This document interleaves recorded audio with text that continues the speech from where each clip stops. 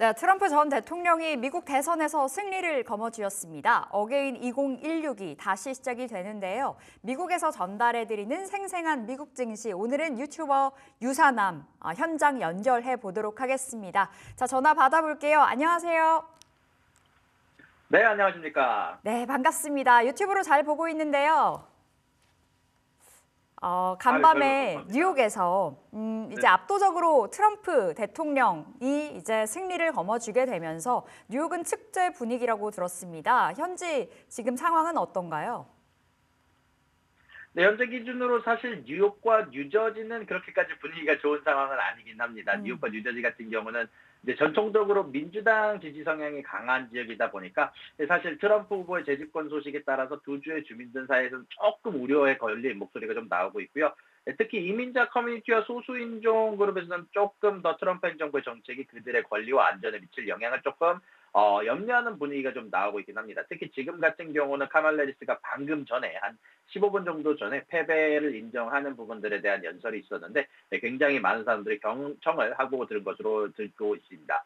이제 전체적으로 결과 같은 경우는요. 대선 결과는 조금 더 트럼프가 압도적으로 모든 부분에서 2020년보다 조금 더 많은 표를 얻었다라는 얘기가 나오고 있고요. 특히 모든 경합주에서 압도적으로 트럼프가 이겼다라는 얘기가 나오면서 조금 더 이런 부분들에 대해서 생각보다 더 많은 사람들이 트럼프에 대한 얘기에 대해서 조금 더 집중하고 있다는 생각이 좀 들었습니다. 펜실베니아, 위스콘신, 조지아, 노스캐롤라이나에서 승리가 나왔고요. 미시간, 네바다, 아리조나에서도 뭐 이기는 중이다라고 얘기 나왔고 사실상 이기는 거를 평가받으면서 사실상 모든 경합주에서 이겼다라는 평가를 받고 있습니다. 아무래도 여러 데 영향을 준 여러 요소들이 있을 것으로 예상이 되고 있는데요. 가장 커다란 것은 아무래도 경제와 인플레이션 관련된 문제가 아니었을까라고 얘기가 나오고 있고요.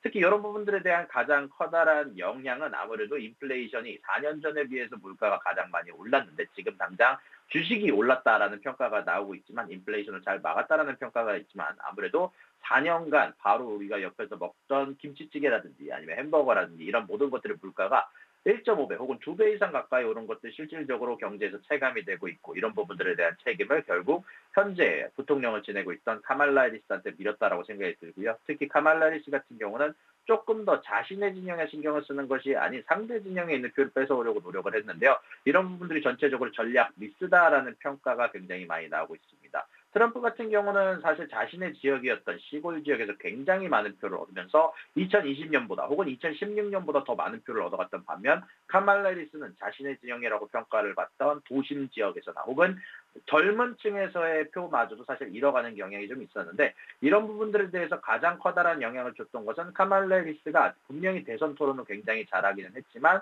사실 여러 가지 그 이후에 자신만의 무언가를 만들어가는 과정에서 바이든의 정책을 이어받을 것인지에 대한 질문이 들어왔을 때 만약에 바이든이 아니라 만약에 카말라 해리스 당신이 전 대통령이었다면 어떻게 됐을 거라는 질문에 대해서 사실 제대로 대답하지 못하는 모습들이 보여지면서 이런 부분들이 블룸버그에서 나오기를 이 부분이 패인이 됐다는 얘기가 있는데 결국 자신의 표를 지키지 못하고 남의 표도 제대로 트럼프의 표도 제대로 뺏어오지 못한 것이 가장 커다란 악재가 되지 않았나라는 평가가 되고 있습니다. 네, 사실상 모든 경합주에서 이긴 트럼프인데요. 원래 시장에서는 엄청난 박빙으로 예상을 했었습니다. 그런데 생각보다 빠르게 윤곽이 나온 이유가 뭐라고 보세요? 아무래도 말씀드렸던 것처럼 굉장히 압도적으로 이 경합주들이 생각보다 빠르게 무너져 내렸던 게 컸던 것 같습니다. 아무래도 버지니아 쪽은 사실 민주당의 텃밭이다라고 평가를 받고 있었는데 버지니아에서도 트럼프와의 여러 가지 투표 격차가 크지 않았었고요. 미시건주와 사실 위스콘신주는 분명히 카말라 해리스가 트럼프보다 0.7에서 0.8%가량 앞서고 있었다라는 평가가 있었음에도 불구하고 여론조사가 있었음에도 불구하고 실질적으로는 거의 타이트하게 굉장히 아슬아슬한 결과고 마무리가 됐고요. 다시 말씀드리지만 거의 대부분의 시골 지역에서 트럼프가 전보다 더 잘했다라는 평가가 됐고요. 이런 부분들이 계속 쌓아 올려지면서 사실상 메일 관련된 부분들 혹은 우편 투표 혹은 모두 우편 투표를 개봉하지 않아도 격차가 완료가 될 만큼 조금 더 커다란 격차가 났다라고 얘기가 나오고 있고요. 또한 2020년도보다 훨씬 더 개봉하는 속도가 빨라졌기 때문에 이런 부분도 영향을 줬다는 요소가 얘기가 많이 나오고 있습니다. 네, 그렇다면 미국 국민들을 사로잡은 이 트럼프 전 대통령의 당선 이유, 유사남님께서는 어떻게 보시나요? 아무래도 출구조사 내용에 의하면 방금 말씀드렸던 것처럼 경제적인 부분이 크지 않을까 싶은데요. 아무래도 인플레이션 관련된 부분이 실제로 피부로 느껴지는 과정에서 카말라 해리스가 이 책임을 피해갈 수는 없었습니다. 일단 바이든 대통령이 있는 상황에서 사실 인플레이션 자체가 굉장히 높아졌었기 때문에 이런 부분들에 대한 체감 내용이 특히 시골에 있는 사람들 사이에서 더 컸었고, 또한 여기에다가 추가적으로 나왔던 부분들이 사실 사람들이 더 이상 미국이 세계 경찰 역할을 하는데 굉장히 힘들었다라는 부분들이 사실 출구조사에서 2위를 차지했는데요. 이런 부분들에 대해서 트럼프는 대놓고 방위비를 분담을 하겠다. Make America Great Again. 미국이 가장 잘 나가는 국가가 되겠다라고 얘기를 했었던 만큼 이런 부분들에 대해서 조금 더 흔들린 젊은 층들이 좀 있었던 걸로 보이고 있습니다. 특히 아무래도 젊은 남성층들에서 생각보다 카말라 해리스에 대한 이탈이 굉장히 높았다라고 평가가 되고 있고요.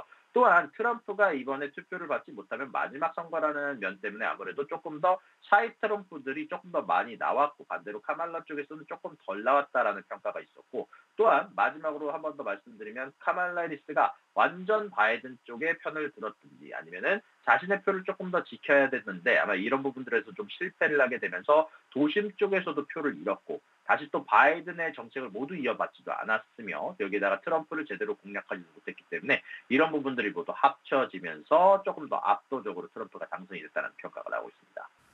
네, 트럼프의 당선 이유를 좀 들어봤고요. 이 대선과 함께 상원과 하원의 선거 결과는 어떻게 나왔을까요? 현재 상원은 현재 공화당이 다수당으로 결정이 됐습니다. 여기에다가 뉴저지 지역에서 처음으로 한인 미국인이 당선이 되면서 앤디 킴 님이 상원으로 당선이 됐는데, 이번에 사실 여기에서 여러 파티가 있었다라고 얘기가 나오고요. 다만 이런 부분들 관련해서 나온 얘기가, 다만 그 이후에 트럼프가 당선됐다는 소식이 나면서 조금 염려 섞인 목소리가 나왔다는 얘기가 나오고 있고요. 하원 선거에서도 공화당이 조금 더 유리한 방향으로 가져가는 것 같습니다. 일단 지금 기준은 한 석을 전부 다 조금 더 차지했다라고 발표가 됐고요. 아직 완벽하게 모든 부분들이 끝나지는 않았지만 하원 선거에서는 최소 동률을 이룰 것으로 보이고 있습니다. 네, 4년 만에 상원, 하원 모두 다 승리를 좀 거머쥘 것으로 보여지고 있는 가운데 그렇다면 트럼프 일기 때 내세웠던 슬로건이 마가였습니다. 미국을 다시 위대하게 였는데요. 이번 2기에서도 이 정책적인 측면이 좀 이어질 거라고 보세요? 아예 대놓고 트럼프는 현재 미국 내에서 운영되고 있는 기업들에게 특혜를 줄 것을 발표를 했는데요. 이런 부분들에 대해서 법인세 인하뿐만이 아니라 추가적인 법인세 인하, 그리고 미국 내에서 현재 운영을 하고 있는 기업들, 특히 전통에너지주에 대해서 좀 더 밀어주겠다라고 이미 얘기를 한 상황이고요.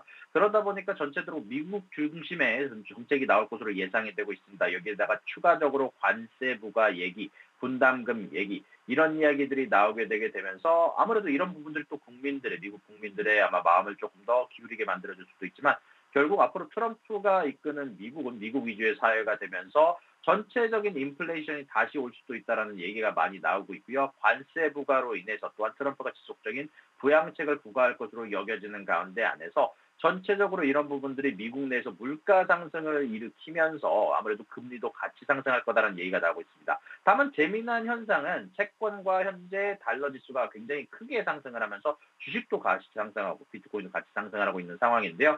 일단 이런 상황은 아무래도 분명히 주식시장은 트럼프의 움직임으로 인해서 크게 상승할 것으로 예상이 되고 있지만, 반대로 이런 부분들이 결국 인플레이션을 가지고 오면서 채권을 이용해서, 결국 채권이 아니라 금리를 이용해서, 고금리를 이용해서 컨트롤할 것으로 예상이 되게 되면서 이런 부분들에 따라서 현재 채권 금리가 어제에 비해서 0.2%나 오른 모습이 나오고 있고요. 현재 전문가나 비즈니스 인사이더에 의하면 현재 4.7까지 상승할 수도 있다라는 이야기가 나오고 있는데, 결국 앞으로 이 미래의 일들은 아무래도 단기적으로는 주식시장이 좀 성장할 수 있다는 얘기가 많이 나오고 있지만, 장기적으로는 고금리에 대한 영향, 그리고 앞으로 고립될 것이다라고 보는, 혹은 전쟁 관련해서 조금 더 강경하게 나갈 거다라는 트럼프가 앞으로 어떤 식으로 대응을 할지에 따라 달라질 수 있겠지만 조금 더 미국 위주의 사회가 되지 않을까라는 얘기가 좀 많이 나오고 있습니다.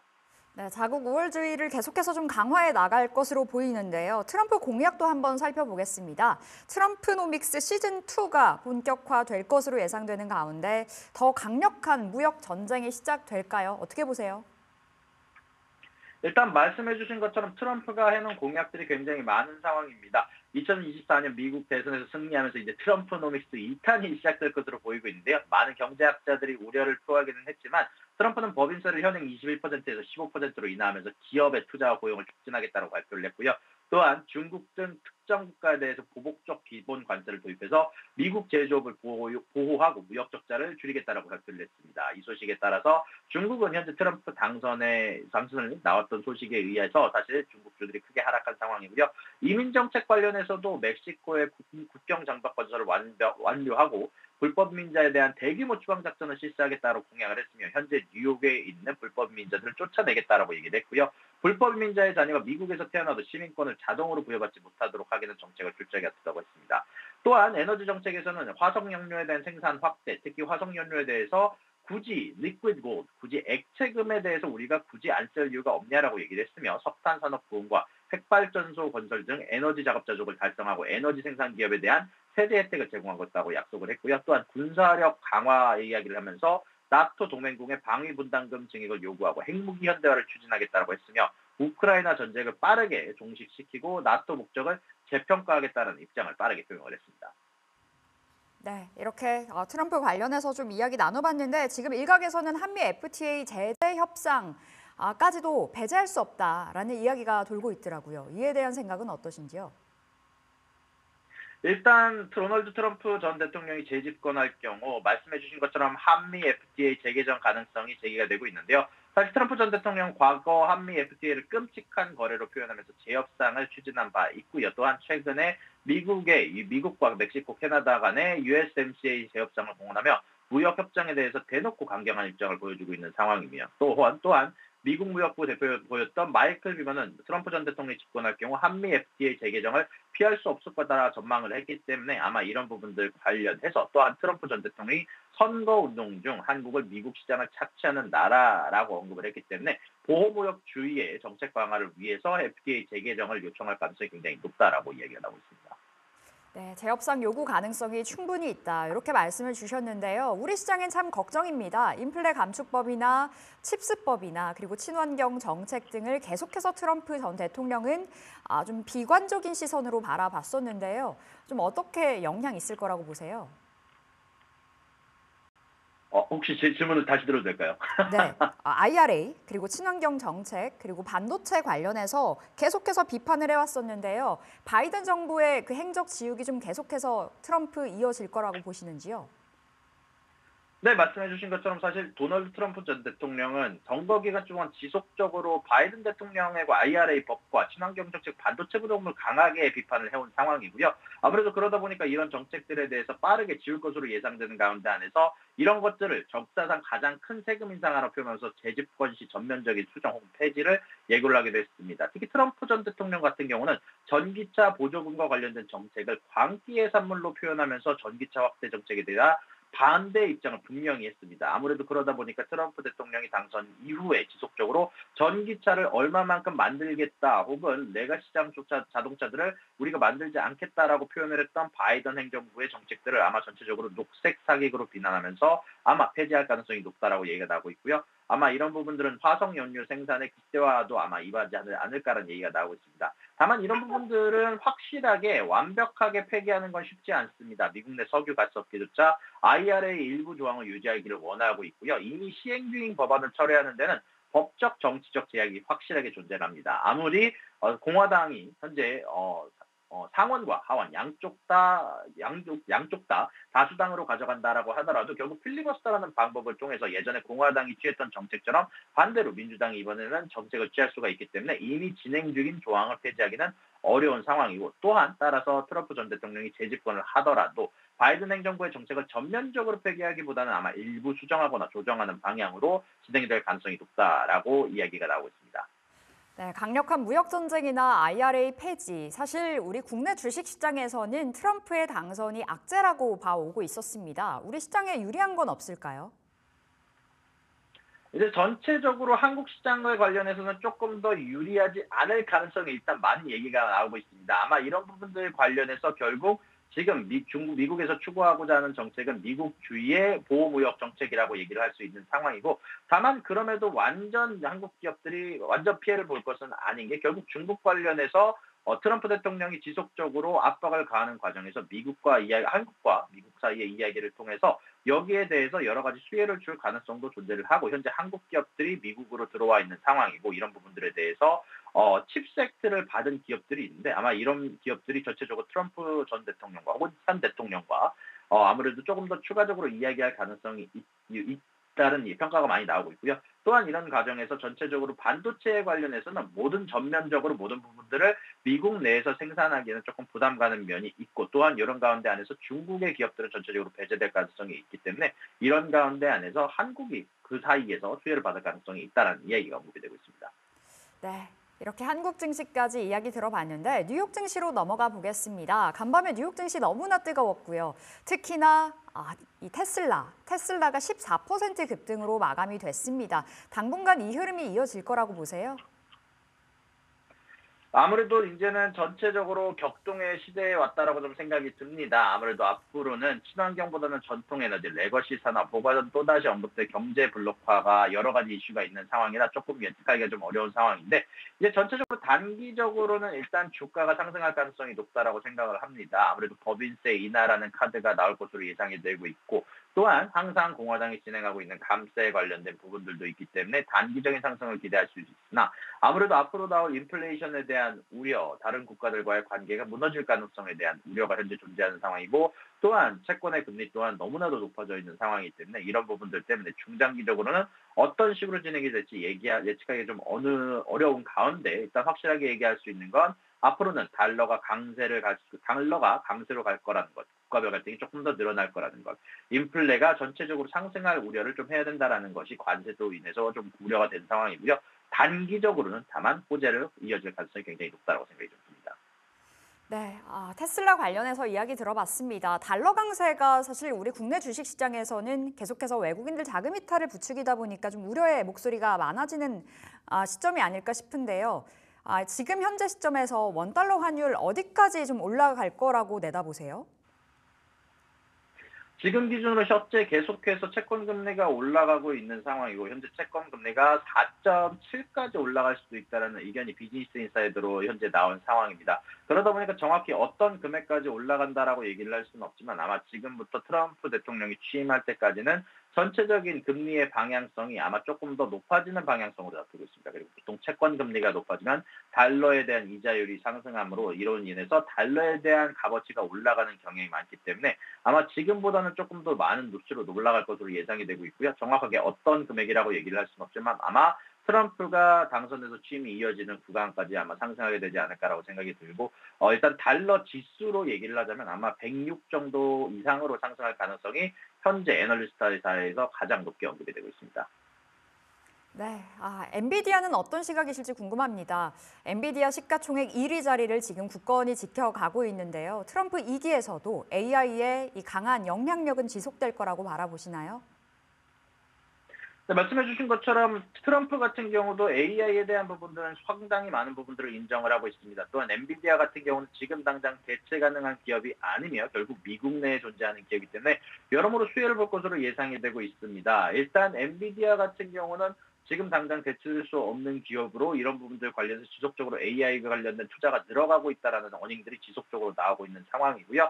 사실 오늘 같은 경우 어닝 발표를 했었던 퀄컴 같은 경우도 굉장히 좋은 실적을 냈는데, 이런 부분들 관련해서 지속적으로 반도체에 대한 수요가 올라가고 있다는 얘기가 나오고 있고, 최근에 발표를 했던 아마존, 구글 혹은 마이크로소프트 모든 기업들이 AI에 대한 투자를 늘리고 있다라고 약속을 한 상황입니다. 여기에 인텔 같은 경우도 사실 매출과 EPS는 좋지 않았지만 높은 가이던스를 낸 상황입니다. 결국 이런 부분들이 의미를 하는 것 자체는 결국 데이터 센터의 수요가 지속적으로 이어진다는 것이고, 데이터 센터에 대한 투자는 줄어들지 않는다라는 소식입니다. 아무래도 아마존이 이번에 당장 매출 관련해서 AI 관련해서 수익을 내지는 못했지만, 결국 여기에 대해서 자본 설비 투자를 늘린다고 한 상황이고, 결국 이 모든 것들은 결국 데이터 센터로 넘어갈 것으로 예정되는 상황이기 때문에, 이런 부분들에서 가장 여전히 수혜를 받을 것은 엔비디아라고 평가가 되고 있는 상황이고요. 다만 여기에 대해서 우려가 될 만한 점은, 그런 것들을 모두 감안하더라도 결국 엔비디아라는 회사가 가지고 있는 멀티플 자체는 굉장히 높은 상황입니다. 현재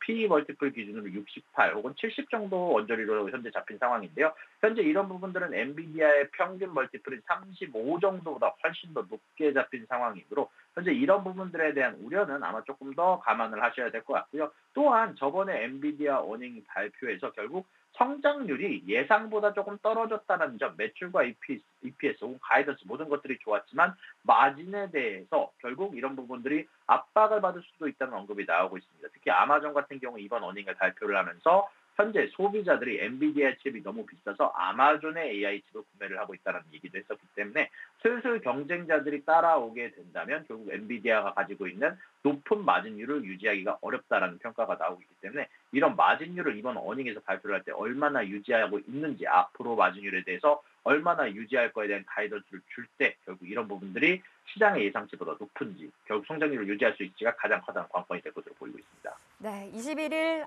엔비디아의 실적 발표 예의 주시해 보도록 하겠습니다. 끝으로 이제 전문가들은 트럼프 재집권으로 인해서 국내 증시 좀 어려워질 거다라고도 많이 풀이를 하고 있는데요. 우리 국내 투자자분들에게 유선아님께서 한마디 해주신다면요. 제가 사실 한국 투자를 하고 있지는 않지만 일단 전체적으로 이제 트럼프가 당선이 되는 과정에서 아무래도 한국 기업들의 전체적으로 피해가 예정되는 상황이고 이런 부분들 관련해서 그래도 충분한 고민을 통해서 만약에 중국에 대한 제재를 받게 됐을 때 여기에 대해서 수혜를 볼 회사들은 어디인가 반대로 여기에 대해서 피해를 볼 회사들은 어디인가를 전체적으로 고민을 해보시고 여기 기업들 사이에서 미국 현지에서 생산을 할 수 있는 기업들 혹은 이런 것들 관련해서 FTA가 재개정이 됐을 때 피해를 볼 수 있는 기업들 이런 것들을 고려를 하신다면 충분한 리스크를 해칭할 수 있을 것으로 예상이 되고 있고 특히 트럼프가 당선이 된다고 하더라도 트럼프가 얘기하는 것처럼 극적인 변화를 만들기는 아마 어려울 거다라고 생각이 좀 들고 있습니다. 말씀드렸던 것처럼 아무리 공화당이 상원과 하원 양쪽에서 다수당을 차지하고 있다고 하더라도 민주당 쪽에서도 필리버스터라는 아주 비장의 무기를 가지고 있고 예전에 실질적으로 공화당이 그렇게 진행을 한 적이 있기 때문에 이런 부분들을 감안을 하셔서 여태까지 투자하시던 것처럼 투자하시면 피해와 리스크를 감안하시고 투자를 하시면 좋은 실적을 얻을 수 있을 거라고 봅니다. 네, 좋습니다. 오늘 이렇게 유선아님 미국의 현지에 계신데요. 전화 연결해서 생생한 현장 연결 들어봤습니다. 오늘 여기서 인사드릴게요. 말씀 고맙습니다. 수고하셨습니다.